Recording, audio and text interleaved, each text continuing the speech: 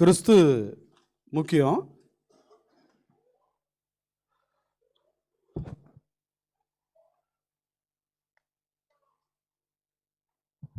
ஆனால் சபை முக்கியம் கிடையாது அப்படின்றதான ஒரு பெரிய சிந்தை மக்கள் மத்தியில் இருக்குது. அதில் முதலாவது நாம் பார்த்தோம், சபை என்பது அழைக்கப்பட்ட கூட்டம். சபை என்பது உலகத்திலிருந்து அழைக்கப்பட்ட கூட்டம். சபை என்பது வெளியேறப்பட்ட இரத்தத்தினாலே எழுதுங்க வாங்கப்பட்டது அப்படின்றத நாம் பார்த்தோம். சபை என்பது பரிசுத்தமாக்கப்பட்டவர்களும் பரிசுத்தவான்கள் ஆகும்படி அழைக்கப்பட்ட கூட்டமாக இருக்கிறார்கள் என்பது நாம் பார்த்தோம். தொடர்ந்து நாம் பார்க்கிற பொழுது சபை என்பது கிறிஸ்துவனுடைய சரீரம். கேக்குதா? கிறிஸ்து அதற்கு தலை என்று நாம் வாசிக்கிறோம். கிறிஸ்து தலை, சரீரம் அவருடைய சபை அப்படின்னு சொன்னா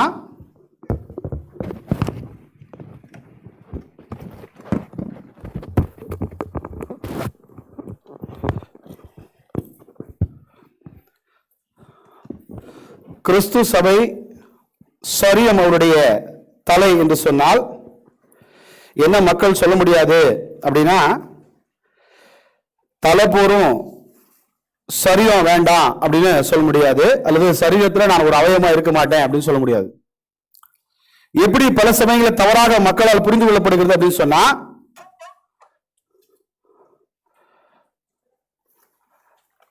நாம கிறிஸ்துவை மட்டுமே பின்பற்றணும் அப்படின்னு வேதம் சொல்லுகிறது. அதையும் மக்கள் என்ன பண்றாங்க, தவறா புரிஞ்சுக்கிறாங்க.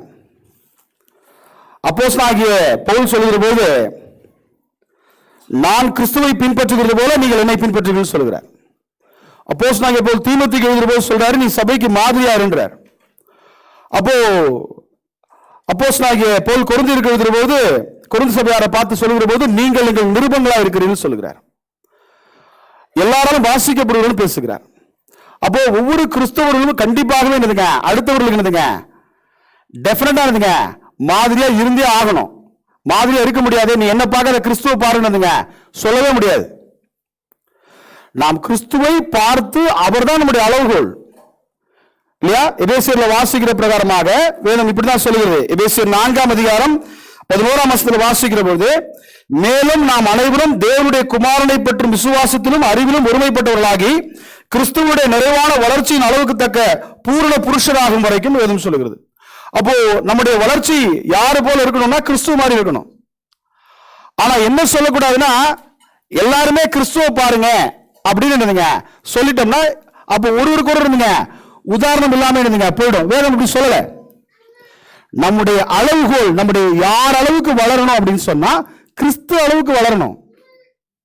ஆனால் சபையில நீங்கள் அன்புக்கும் நற்கிரியலுக்கும் ஏவப்படும்படி ஒருவரை ஒருவர் கவனியுங்கள் என்று சொல்லுகிறது. அப்போ ஒருத்தருக்கு இருந்துங்க அங்க பக்தி விருத்தி ஏதுவான காரியங்களை நாம் பேசுவோம், ஒருவரை ஒருவர் உற்சாகப்படுத்த அவசியமா இருக்குது. அப்ப என்ன சொல்லக்கூடாதுன்னா, சபை என்பது அவருடைய சரீரம், கிறிஸ்து என்பது அவருடைய சரீரம், சபை என்பது அவருடைய கிறிஸ்துவனுடைய சரீரம். ஆனால் நான் என்ன செய்ய மாட்டேன் அப்படின்னா, அந்த சரீரத்தில் ஒரு அவயவமா இருக்க மாட்டேன், நான் பாட்டு என் இஷ்டத்துக்கு இருப்பேன்னா சொல்ல முடியாது. இரண்டாவது நாம் பார்த்த விஷயம் என்பது, சபை என்பது தேவனுடைய வீடு அப்படின்னு நாம் பார்த்தோம். தேவனுடைய வீடு என்று சொல்லுகிற போது அது லீகல் என்டிட்டி நாம் பார்த்தோம். குடும்பம் எல்லாருக்கும் ஒரு முக்கியத்துவம் பார்த்தோம். குடும்பம் என்பது ஒரு மிகப்பெரிய ஒரு உணர்வு அப்படின்றத நாம் பார்த்தோம். இதெல்லாம் நாம் கடந்த முறை நாம் பார்த்தோம். நடுவில் மொத்தம் போன வாரம் மொத்தம் கொஞ்சம் வேற டாபிக் நம்ம பார்த்தோம். ரைட். அப்போ நாம் கண்டிப்பாக நம்முடைய நித்திய வாழ்வில் நமக்கு எவ்வளவு வசனம் தெரியும் அப்படின்றது கிடையாது, எவ்வளவு விசுவாசமா நாம் வாழ்ந்தோம், எப்படி என்னுடைய சகோதரரை நாம் ஏற்றுக்கொண்டோம் என்பதான் ஒரு பெரிய பங்கா இருக்குது நாம் பார்க்கிறோம். சரி, இந்த நாளில் நாம் பார்க்கிற போது, மூன்றாவதாக நாம் பார்க்கிற போது வேதம் என்ன சொல்லுகிறது அப்படின்னா, சபை என்பது அவருடைய ஆலயம் என்று சொல்லுகிறது. Church is the temple of the God அப்படின்னு வேதம் சொல்லுகிறது. இப்போ நீங்க தமிழ்ல பார்த்தீங்கன்னா 2 வார்த்தைகள் இந்த டெம்பிளுக்கு பயன்படுத்தப்படுகிறது. டெம்பிளுக்கு 2 வார்த்தை தமிழ்ல பயன்படுத்தப்படுகிறது. ஒன்று ஆலயம் என்கிறதான ஒரு வார்த்தை, இன்னொரு வார்த்தை என்னன்னா கோயில் என்கிறதான வார்த்தை. ரைட்டா? இது ரெண்டுத்துக்குமே டிரான்ஸ்லேஷன் இங்கிலீஷ்ல என்ன பண்ணுவாங்கன்னா டெம்பிள் தான் பண்ணுவாங்க. ஆனா டெம்பிளுக்கு என்ன அர்த்தம் அப்படின்னு சொன்னாதுக்க நிறைய அர்த்தம் இருக்கு இல்லையா? எப்பவுமே ஒரு வார்த்தைக்கு ஒரு பொருள் தான் கிடையாது, எப்பவுமே இன் கான்டெக்ஸ்டே இல்லையா? செல், CELL, நீங்க செல் பயாலஜி டீச்சர் சொல்லுவாங்க இட்ஸ் a டிஷ்யூன்னு சொல்லுவாங்க இல்லையா? ஹிஸ்டரி டீச்சர் சொல்லுவாங்க அது பிரிசன்னு சொல்லுவாங்க. பிசிக்ஸ் டீச்சர் சொல்லுவாங்க பேட்டரின்னு சொல்லுவாங்க இல்லையா? எக்கனாமிக்ஸ் டீச்சர் சொல்லுவாங்க தட் இஸ் சேல்ஸ்ன்னு சொல்லுவாங்க. ரைட்டா? ஒரே ஒரு வார்த்தை பல டிபார்ட்மெண்ட்ல பல வகையாக பயன்படுத்தப்படுகிறது. அப்ப வேதத்தில் நாம் வாசிக்கிற போது வார்த்தைகளுக்கு எப்பவுமே எடுத்துங்க ஒரே வார்த்தை தான், பல பொருள் இருக்குது. இப்போ கோயில் அப்படின்னு சொன்னா எடுத்துங்க ஜென்ரலாக நம்ம அந்த வார்த்தையை பயன்படுத்துதுங்க. கோயில் அப்படின்னு சொன்னா கரெக்டான அதை இருந்துங்க ரொம்ப அருமையான ஒரு வார்த்தை கோயில் என்பது. கோ என்று சொன்னால் என்னதுங்க ராஜா, இல் என்று சொன்னால் இல்லம். ராஜாவுடைய இல்லம் அரண்மனை தான் என்னதுங்க கோயில். இதுதான் கரெக்டான என்னதுங்க டிரான்ஸ்லேஷன் இல்லையா? கோ என்று சொன்னால் கோமானே, நீங்க இலக்கியத்தில் படிச்சிருப்பீங்க. கோ என்று சொன்னால் ராஜா, இல் என்று சொன்னால் இல்லம். ராஜாவுடைய இல்லம் தான் என்னதுங்க கோயில். ரைட்டா? ரைட், சரி, ஓகே. இங்கிலீஷ்லயும் டெம்பிளுக்கு பல வார்த்தைகள் உண்டு, நீங்க வீட்டில் போய் தேடி பார்த்துங்க. நமக்கு டெம்பிள்னா என்ன சொல்லுவோம் எல்லாரும் இல்லையா? ஒரு இதுதான். ஆனால் டெம்பிளுக்கு அது அர்த்தம் இல்லை, ஃபோர் ஹெட்னு ஒன்றுங்க ஒரு அர்த்தம் இருக்குது. டிக்ஷனரியில் அப்புறமா போட்டு பாருங்க. டெம்பிள் இருந்துங்க ஃபோர் ஹெட்டு, இதை கூட என்னதுங்க டெம்பிள் தான் சொல்றாங்க. Right, okay. அப்போ வேதாகமம் என்ன கான்டெக்ட், இந்த டெம்பிள் என்கிற கான்டெக்ட்ல எப்படி பேசப்படுது? ஆனா நம்ம புதிய ஏற்பாட்டில் வரும்போது சபை என்று அழைக்கப்படுகிறது, டெம்பிள் நம்ம வேதத்தில் வாசிக்கிறோம். ரெண்டு வார்த்தையும் அதாவது ஆலயம் என்கிற வார்த்தையும் பயன்படுத்தப்படுகிறது. ஒரு காரியம் நல்லா புரிஞ்சுக்கணும், இங்க டெம்பிள் என்று சொல்லுகிற போது அல்ல ஆலயம் என்று சொல்லுகிற போது சபை என்று சொல்லுகிற போது அது என்ன கிடையாதுங்க, டெஃபினட்டா it's not a physical building இல்லையா? ஆமா, 1 ராஜாக்கள் 8ஆம் அதிகாரம் 27ஆம் வசனத்துல வாசிக்கிற பொழுது 1 ராஜாக்கள் 8ஆம் அதிகாரம் 27 தேவன் மெய்யாகவே பூமியில் வாசம் பண்ணுவாரோ? சாலமோன் அவ்வளவு பெரிய ஒரு ஆலயத்தை கட்டினார் இல்லையா? அந்த ஆலயத்தினுடைய மகிமை என்னதுங்க ரொம்ப சிறப்பு. எந்த அளவுக்கு சிறப்பு அப்படின்னா அதுல இருந்த சொத்து என்னதுங்க அவ்வளவு பெரிய சொத்து. எப்போதெல்லாம் ராஜாக்கள் படையெடுக்க வருகிறார்களோ யூத ராஜாக்கள் மீது படையெடுத்து வருகிற போது இந்த ராஜா என்ன தெரியுமா பண்ணுவாரு? காம்ப்ரமைஸ் பேசணும் இல்லையா? என்ன பண்றது, ஆலயத்துல போய் ஒரு சைடு இருந்துங்க செவர்ல இருந்துங்க அந்த தங்க பிளேட் இருந்துங்க அப்படியே புடிங்கிடுதுங்க, அவருக்கு அந்த டைம்ல இருந்துங்க கொடுத்துருந்துங்க சமாதானம் பேசுவார். எத்தனை வாட்டி சண்டை வந்தது, எத்தனை வாட்டி இவங்க எடுத்து கொடுத்துக்கிறாங்க அப்படின்னா அந்த அளவுக்கு ஒரு பொக்கிஷம் நிறைந்திருந்துங்க அந்த சாலமோனுடைய ஆலயம். அவ்வளோ பெரிய ஒரு ஆலயத்தை அவர் கட்டிட்டு அவர் சொல்றாரு, அவர் சொல்லுடைய ஸ்டேட்மெண்ட், மெய்யாகவே தேவன் பூமியில வாசம் பண்ணுவாரோ? இதோ வானங்களும் வானாதி வானங்களும் கொள்ளாதே, நான் கட்டின இந்த ஆலயம் எம்மாத்திரம் அப்படின்னு சொல்ற.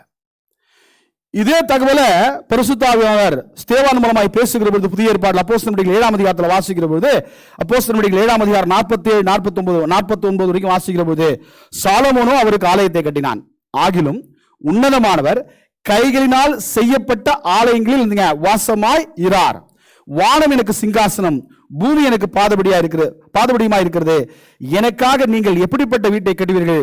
நான் தங்கியிருக்க ஸ்தலம் என்னதுங்க, இருக்கத்தக்க ஸ்தலம் என்னதுங்க எது? 49ஆம் வசனம் படிக்கிறேன். அப்போ இந்த பிசிக்கல் ஸ்ட்ரக்சர்ட் பில்டிங்ல யார் வாசம் செய்வது கிடையாதுங்க, தேவன் வாசம் செய்வது கிடையாது. பட் சபை என்ன அழைக்கப்படுகிறது என்று சொன்னால் சபை என்பது தேவனுடைய ஆலயம் என்று சொல்லப்படுகிறது. சபை என்று சொன்னால் அழைக்கப்பட்ட கூட்டம், பரிசுத்தவான்களுடைய கூட்டம், ரட்சிக்கப்பட்டிருந்துங்க கூட்டம், ராஜ்யத்தில் இருக்கிறதுங்க கூட்டம் இல்லையா? ஆமா. அப்போ இங்கேயும் நான் என்ன சொல்லக்கூடாதுன்னா,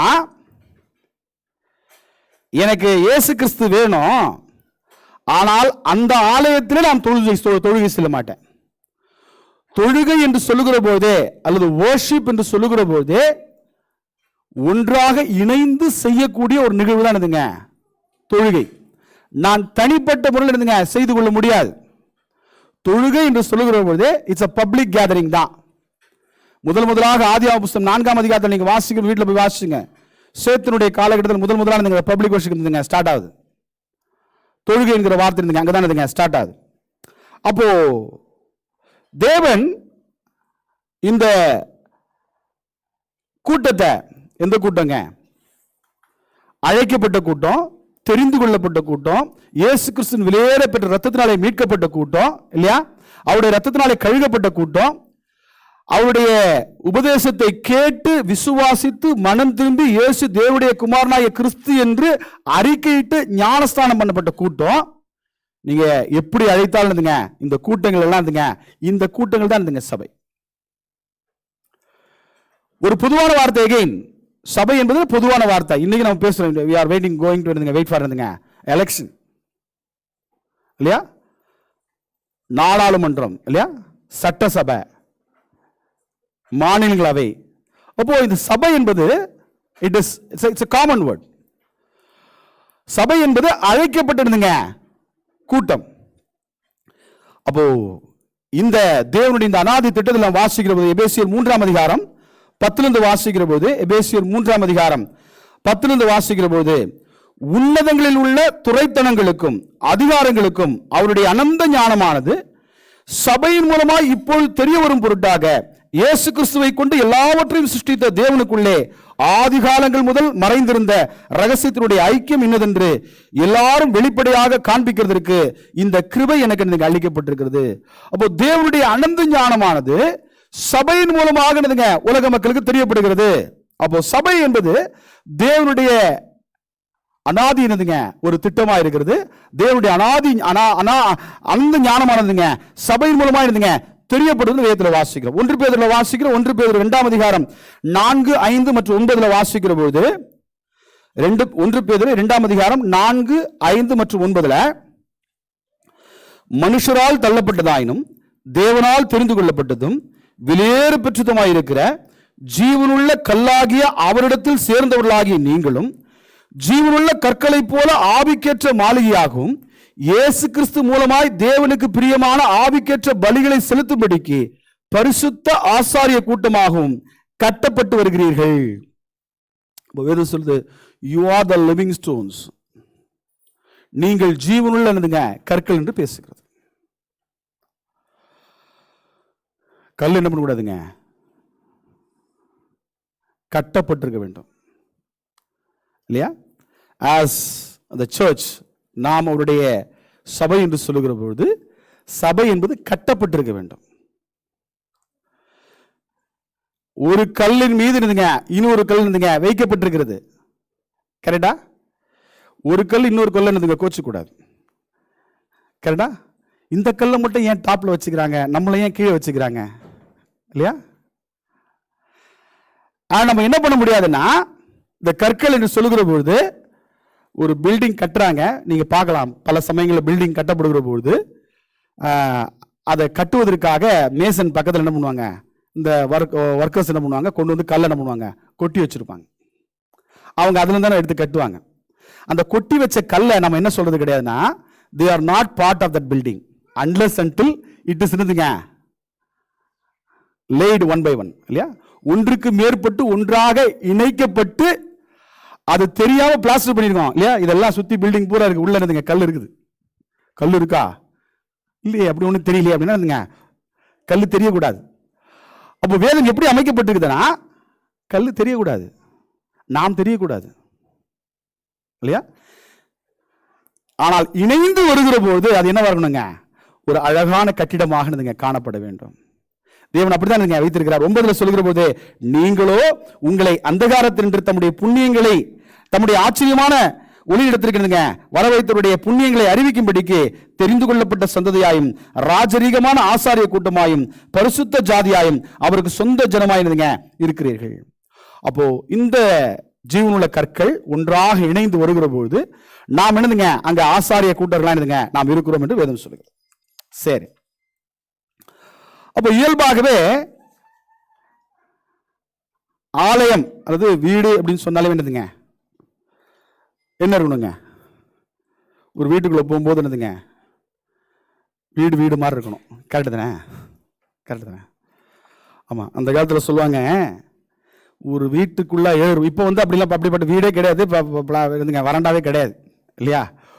சொல்கிறேன், கொஞ்சம் முன்னாடி சொல்லும்போது வீட்டுக்குள்ள அந்த கேட்டுக்குள்ளே போகும்போது அந்த வீட்டினுடைய சுற்றுப்புறம் எப்படி இருக்கிறது என்பது அந்த பெண்ணுடைய அந்த குடும்ப தலைவனுடைய தலைவியினுடைய ஒழுங்கு அங்கே தெரியும்னு சொல்லுவாங்க அந்த குடும்ப தலைவி எந்த அளவுக்கு தன்னுடைய குடும்பத்தை கட்டுகிறாள் என்பதை எதுங்க, உடனே சண்டைக்கு வந்துடாதீங்க, ரைட்டா? உள்ள ஏறுகிற போதே இருந்துங்க தெரிஞ்சிடும் அப்படின்னு சொல்லுவாங்க, ஒரு வழக்கம் உண்டு.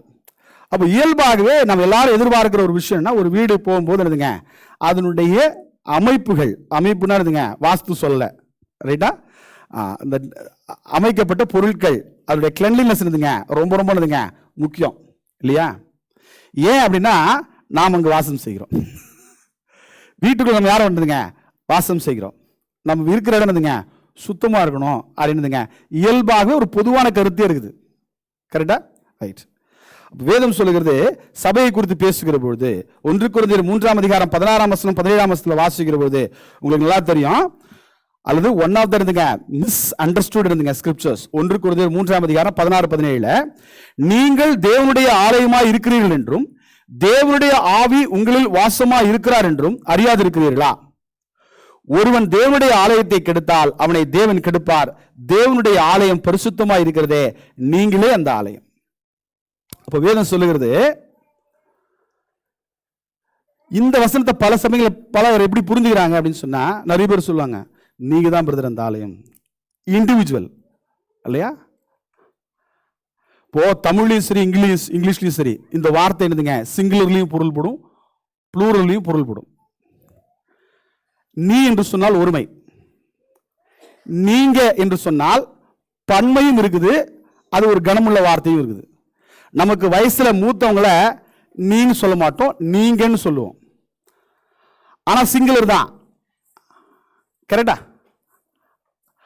சரி, இப்போ ஒரு ஆசிரியர் தன்னுடைய மாணவர்கிட்ட சொல்லுகிறார் நீங்க எல்லாம் அப்படின்னு சொல்லும்போது அது மரியாதை நிமித்தமாக அல்ல, எண்ணிக்கையில நம்பர்ஸ் ஜாஸ்தி, ரைட்டா? அப்போ கான்டெக்ஸ்ட் எப்பவுமே இருந்துங்க ரொம்ப கரெக்டா புரிஞ்சுக்கணும். இங்க 1 கொரிந்தியர் 3:16 சொல்லுகிற போது சிங்குலர்ல பேசல, ப்ளூரல்ல பேசுறாரு. கொரிந்து சபையாரை பத்தி பேசுறாரு, நீங்கள் தேவனுடைய ஆலயமா இருக்கிறீர்கள்.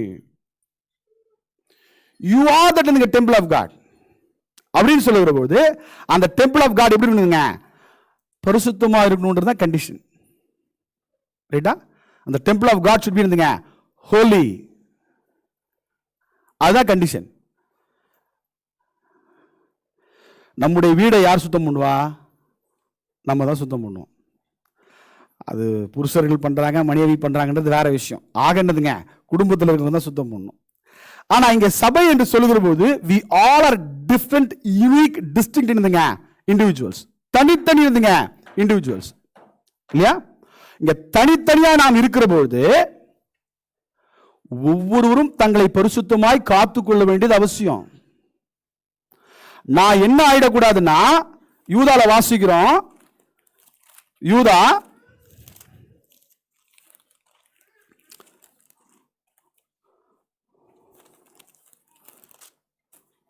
யூதா 12 இவர்கள் உங்கள் அன்பின் விருந்துகளில் கரைகளாயிருந்து பயமின்றி கூட விருந்துண்டு தங்களை தாங்களே மேய்த்துக் கொள்கிறார்கள். வேதம் சொல்லுகிறது இவர்கள் உங்கள் அன்பின் விருந்துகளில் கரைகளாய் இருக்கிறார்கள். இட்ஸ் இண்டிவிஜுவல், ரைட்டா? அப்போ இங்க வேதம் சொல்லுகிறது நீங்கள் தேவனுடைய ஆலயம் அப்படின்னு சொன்னா அந்த ஆலயம் எப்படி இருக்கணும்னா பரிசுத்தமா இருக்கணும். அப்ப அந்த பரிசுத்தமா யார் வச்சுப்பா? ஆமா பிரதர், இங்க 2 சகோதரர் இருக்கிறாங்க பக்கத்துல இல்லையா, அவங்க தான் காலங்காத்தால வந்து எல்லாத்தையும் என்னதுங்க சர்ச் பில்டிங்கை க்ளீன் பண்ணுவாங்க, அவங்க தான் சேர்லாம் போடுறாங்க, அவங்க தான் துடைக்கிறாங்க. அப்படியா? அந்த வேலையை அவங்க சிறப்பாக செய்கிறாங்க. கேள்வி என்னன்னா, என்னுடைய பங்கு என்ன? What is my duty as என்னதுங்க temple of god? I am part of temple. நான் அந்த ஆலயத்தினுடைய ஒரு பாகம். அந்த ஆலயத்தில் நான் ஒரு கல், நான் ஒரு ஜீவனுள்ள கல். நான் பரிசுத்தமா இருக்கிறேனா? நான் கரெக்டா இருக்கிறேனா? நான் கரெக்டா இல்லைன்னா நம்ம சொல்லுவோம் ஒரே கரையா இருக்குல்ல அப்படின்னு சொல்லுவோம், கரெக்டா? ஒரு வீட்டுக்குள்ள போனோம் அல்லது நம்ம ஏதாவது ஒரு பில்டிங் போறோம், அங்கே நம்ம சர்ச் பில்டிங்ல பார்க்கும்போதுங்க அங்கெல்லாம் கொஞ்சம் கொஞ்சம் கரையா இருக்குது, பெயிண்ட் அடிக்கணும் அப்படின்னாதுங்க. அப்போ நாம் எப்படி இருக்கிறோம்ன்றதுதான் கேள்வி. எவ்ரி இண்டிவிஜுவல், எல்லா கல்லும் இங்க என்னதுங்க, இங்க வேற யாரும் சுத்தம் பண்ண முடியாது. யார் தான் சுத்தம் பண்ண முடியுங்க? நம்மளோட விவாதம் ரினியூவிங் ப்ராசஸ் இல்லையா? ரைட். இந்த சைடு பார்ப்போம். 1 கொரிந்தியர் 6 வாசிக்கிற போது இது சிங்குலர் இல்லையா? 1 கொரிந்தியர் 6 19 20 வாசிக்கிற பொழுது 1 கொரிந்தியர் 6 அதிகாரம் 19 வசனம் 20 வசனத்துல, உங்கள் சரீரமானது நீங்கள் தேவனாலே பெற்றும் உங்களில் தங்கியும் இருக்கிற பரிசுத்த ஆவியினுடைய ஆலயமாய் இருக்கிறது என்றும் நீங்கள் உங்களுடைய அல்லவென்றும் அறியீர்களா. இப்ப பாருங்க, இது ப்ளூரல் கிடையாது, இது சிங்குலர். ஏன்னா மேல நீங்க வாசிக்கிற போது எதுல இருந்து ஸ்டார்ட் ஆகுதுன்னா வேசித்தனத்துல இருந்து ஸ்டார்ட் ஆகுது. அது சிங்குலர்ல பேசுறார். ரைட்டா? இங்க சொல்லுகிற போது வேதம் சொல்லுகிறது, உங்கள் சரீரமானது நீங்கள் தேவனாலே பெற்றும் உங்களில் தங்கியும் இருக்கிற பரிசுத்த ஆவியினுடைய ஆலயமாய் இருக்கிறது. Your body is the temple of holy spirit. Yes, இப்போ நம்ம சொல்லலாம் இட்ஸ் இண்டிவிஜுவல் பாடி. இங்க சொல்லும்போது நம்முடைய ஒரு தனிப்பட்ட மனுஷனை மட்டும் நீங்க சொல்றார். 1 கொரிந்தியர் 3:16 நீங்க என்ன சொல்லக்கூடாதுங்க, சிங்குலர்ல பேசக்கூடாது. அது சபை மொத்தமா பேசுறாரு. 1 கொரிந்தியர் 6 அதிகாரத்தில் பேசும்போது இருந்துங்க சிங்குலரா பேசுறாரு, அங்க ப்ளூரல்ல பேசல. ரைட்டா? ரைட். அப்போ இங்க என்ன கான்டெக்ஸ்ட்னா, இங்க தனித்தனியா சுத்தமா இருந்தாதான் மொத்தமா சுத்தமா இருக்கும்.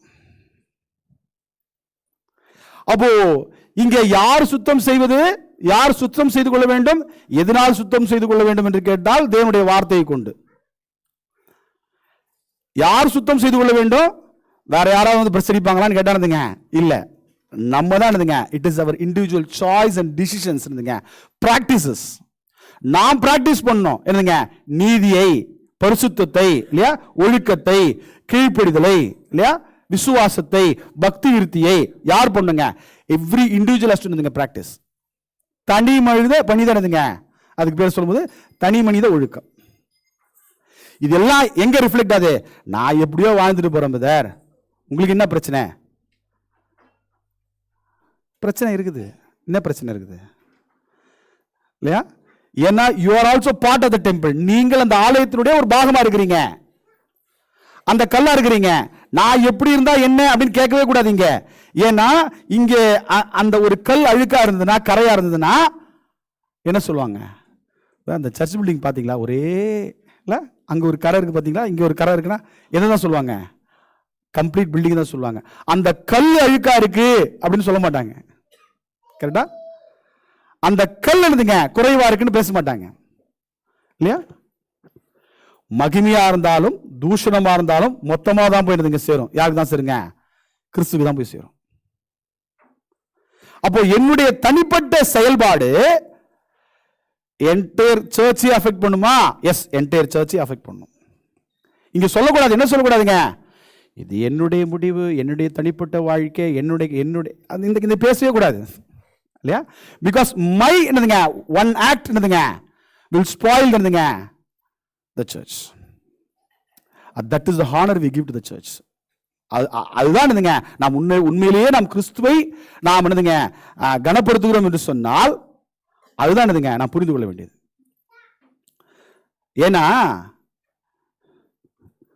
மார்க்ல வாசிக்கிற போது, மார்க் 13 அதிகாரம் 1 வசனத்துல, again one of the most இருந்துங்க controversial இருந்துங்க சாப்டர், மத்தேயு 24, புதிய மார்க் 13. ரைட்டா? மார்க் 13:1 நீங்க வாசிக்கிற பொழுது இயேசு கிறிஸ்துவிட்ட காட்டுறாங்க. என்ன காட்டுறாங்க? அவர் தேவாலயத்தை விட்டு புறப்படும் போது அவருடைய சீஷர்கள் ஒருவன் அவரை நோக்கி, போதகரே, இதோ இந்த கல்லுகள் எப்படிப்பட்டது, இந்த கட்டிடங்கள் எப்படிப்பட்டது பாரும் என்றான். கல் எப்படி இருந்துச்சு? இது எந்த கல்லை பத்தி பேசுறாருங்க? பிசிக்கல் கல் பத்தி தான் பேசுறாரு. ரொம்ப மகிமையான கல். இயேசு கிறிஸ்துவே கேட்கிறான், காட்டுறாங்க, பாத்தியா இவ்வளவு சூப்பரா இருக்கு, பாத்தியா கல்லாம். ஆனால் தேவனும் இருந்துங்க இந்த கற்களை பார்த்து பல சமயங்கள் இருந்துங்க சந்தோஷப்படுகிறார். உத்தமனும் சன்மார்கனும் தேவனுக்கு பயந்து பொல்லாப்பை விட்டு உலகமாகிய தேவன் பார்க்கிறாரா இண்டிவிஜுவல் கற்களை? அது பழைய ஏற்பாடுல சொல்றாரு. புதிய ஏற்பாடு சேம் நிழல் நிஜம். இப்ப நம்மளை பார்த்து சொல்லுவாங்களாப்பா? அந்த அளவுக்கு நம்முடைய வாழ்க்கை, நம்முடைய ஜீவிதம், நம்முடைய நடக்கை, நம்முடைய கீழ்ப்படிதல் இருக்குதா? அது யாருக்கு மகிமை? இப்ப இங்க இந்த கல்லுன்னு சொன்னாலும் மகிமை யாருக்கு தாங்க? ஆலயத்துக்கு தான். இங்க இயேசு கிறிஸ்து போய் அந்த கல்லை காமிக்கிறாங்களே, எதை காமிக்கிறாங்க? நீங்க அங்க வாசிக்கும் போது,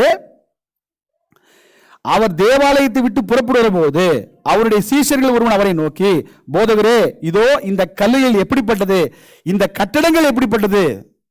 அப்ப இந்த கல் என்னங்க அட்டாச் டு தங்க ஒன்றாக இணைந்து வருகிற போது அந்த கட்டிடத்துக்கு தான் இருந்துங்க மகிமை, அந்த ஆலயத்துக்கு தான் இருந்துங்க அந்த மகிமை. இப்ப கேள்வி, தேவனுடைய ஆலயம் என்று அழைக்கப்படுகிற சபையில நாம் ஒரு கற்களா இருக்கிறோம். நாம் சபையில எப்படி இருக்கிறோம்? கரையா இருக்கிறோமா? மகிமையான கற்களா இருக்கிறோமா? மகிமையான கற்களா இருக்க வேண்டும் என்பதுதான் இதுங்க தேவன் சொல்லுகிறது. அவரும் ரொம்ப சந்தோஷப்படுவார்ல, அங்க ஒரு கல் இருக்கான் தெரியுமா அப்படின்னு. சாதாரண வீடு கட்டும்போது நம்ம சொல்லுவோம் இல்லையா, நீங்க நம்ம பொதுவாக நீங்க செய்திருக்கீங்களான்னு பார்த்துருக்கீங்களா எனக்கு தெரியாது. ஃப்ளோரிங் போடும்போது வி கால் இட் அஸ்ங்க இட்டாலியன் மார்பிள். மார்பிள்லேயே இருந்துங்க ரொம்ப சிறப்பு வாய்ந்திருந்துங்க இட்டாலியன் மார்பிள் ஃப்ளோரிங்கில், ரொம்ப ஒன் ஆஃப் த காஸ்ட்லியஸ்ட் இருந்துங்க இது. அப்போ அது என்னங்க, அது அதனுடைய மகிமையை சொல்லுவாங்க. இங்கே வாங்கணும், இங்கேருந்து நாங்கள் இங்கேருந்து இம்போர்ட் பண்ணோம் அப்படின்னு அந்த மகிமை மொத்தமாக அந்த கல்லுக்கா மகிமை, வீட்டுக்கு தான் மகிமை. அப்போ neither the credit goes to the individual இல்லையா, அதே மாதிரி இந்த கரை என்னதுங்க அந்த இண்டிவிஜுவலுக்கு மட்டும் கிடையாது, சபையாக. அப்போ என்னுடைய பங்கு என்ன? நான் அவருடைய ஆலயத்தில் ஒரு கல்லா இருக்கிறேன். நான் எப்படி இருக்கிறேன்? அந்த ஆலயத்தில் தேவன் என்னால் மகிமைப்படும்படியாக என்னுடைய ஜீவிதம் இருக்கிறதா, தூஷிக்கப்படும்படியாக இருக்கிறதா? அது நம்ம ஒவ்வொருத்தருக்கு தான் நீங்க தனிப்பட முடியலைங்க தெரியும். இங்க சொல்லுகிறது தேவனுடைய சபை என்பது தேவனுடைய ஆலயம். நான் முடிச்சிடறேன், டைம் ஆயிடுச்சு இல்லையா? ஆமா, எப்படி ஆயிடக்கூடாது, இது ஒரு சைடு. அப்போ நம்ம வெளியே கரையா இருக்கக்கூடாது, நல்லா இருக்கணும்ன்றது ஒரு ஒரு நம்ம எல்லாரும் என்னதுங்க, நீதியா இருக்கணும், விசுவாசமா இருக்கணும், பரிசுத்தமா இருக்கணும், தேவனுடைய கீழ்ப்படிந்து இருக்கணும், பக்தி விருத்திக்கு ஏதுவான காரியங்களை பேசணும். இதெல்லாம் ஒரு செட்டு. ரிவர்ஸ்ல கூட எடுக்க முடியும்ன்றார். எந்த ரிவர்ஸ்ல கூட இருக்க முடியுங்க? மத்தேயு எழுதின சுவிசேஷம் 23ஆம் அதிகாரம், மத்தேயு எழுதின சுவிசேஷம் 23ஆம் அதிகாரம் 27ஆம் வசனம். வேதபாரகரை பத்தி, பரிசேயரை பத்தி இயேசு கிறிஸ்து சொல்கிறதான ஸ்டேட்மெண்ட் இல்லையா? மாயக்காரராகிய வேதபாரகரே, பரிசேயரே, உங்களுக்கு ஐயோ! வெள்ளை அடிக்கப்பட்ட கல்லறைகளுக்கு ஒப்பாய் இருக்கிறீர்கள். அவைகள் புறம்பே அலங்காரமாய் காணப்படும், உள்ளேயோ மரித்தவர்கள் இருந்துங்க எலும்பினாலும் சகல அசுத்தங்களா இருந்துங்க நிறைந்திருக்கும். இது இரண்டாவது கேட்டகரி. வெளியே பார்க்கும்போது எப்படி இருக்குங்க? எப்படி இருக்குங்க? பயங்கர விசுவாசமா இருப்பாங்க போல அப்படின்னு இருக்கும். கருதுன வெள்ளை அடிக்கப்பட்ட கல்லறையிலன்னு பேசுறார். ஒருவேளை நீங்க இது உண்மைதான், நீங்க பாத்துங்க. நிறைய பேர் கல்லறைக்கு நீங்க போனீங்கன்னா, கிறிஸ்தவ கல்லறையில நீங்க பழைய கல்லறைகள், இப்பெல்லாம் நீங்க கல்லறை கட்டுறதுக்கு அலோவ் பண்ண மாட்டாங்க ரைட்டா, எல்லாமே மார்பிள்ஸ்ல போட்டிருப்பாங்க பேரு இல்லையா? நல்ல போராட்டத்தை போராடினாரான்னு தெரியாது, ஓட்டத்தை முடித்தனே தெரியாது இல்லையா, விசுவாசத்தை காத்துக்கொண்டாரே தெரியாது, வசனம் போட்டிருப்பான். என்ன சொல்லணும்னா, அவன் வீட்டுக்கு கூட கிரானைட் போட்டிருக்க மாட்டான். அவன் வீட்டுக்கு கூட என்னதுங்க கிரானைட் போட்டிருக்க மாட்டான். ஆனால் கல்லறைக்கு என்னதுங்க ஒரே கிரானைட் தான், பல இருக்கும். ஆனால் உள்ள நோண்டி பார்த்தா என்னதான் இருக்குங்க? சகல அசுத்தங்களும் நிலைத்திருக்கும். வேதம் சொல்லுகிறது வெள்ளை அடிக்கப்பட்ட கல்லறையாகவும் இருக்கக்கூடாது என்றார். வெளியே பார்ப்பதற்கு நாம் மாயக்காரராக, பெரிய பக்திமானாக, பெரிய விசுவாசியாக, நம்மள மாதிரி இருந்துங்க ஒழுக்கமானவங்க இல்லைன்னு காமிச்சிட்டு உள்ள நோண்டி பார்த்தா ஐயோ ரொம்ப வஸ்து போல அப்படின்னு இருந்துச்சுன்னா, எகெயின் நீங்க பல சமயம் இது எங்க பார்க்கலாம்னா, ஆமா சமீபத்தில் கூட நான் பார்த்தேன், இந்த உட்டன் டோஸ் பார்த்தீங்களா? உட்டன் டோஸ் நீங்க பல சமயம் நீங்க பார்த்தீங்கன்னா, செல் அரிச்சிருச்சுன்னு வச்சுங்க.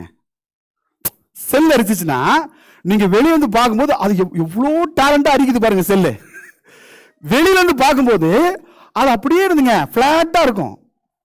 கொஞ்சம் கை வச்சிங்கன்னா அப்படியே உள்ள போகும், உள்ள பூரா சாப்பிட்டு இருக்கோம். வெளியே எப்படி இருக்குங்க? நல்ல சூப்பரான மரம் மாதிரி இருக்கும் இல்லையா? அப்போ நாம் உள்ள வெளியே பலன்னு தோன்றிட்டு உள்ள ஒரே மோசமா இருக்கிறோமா? வெளியும் நம்ம மோசமா இருக்கக்கூடாது, உள்ளேயும் நம்ம மோசமா இருக்கக்கூடாது. ஏன் தெரியுமா?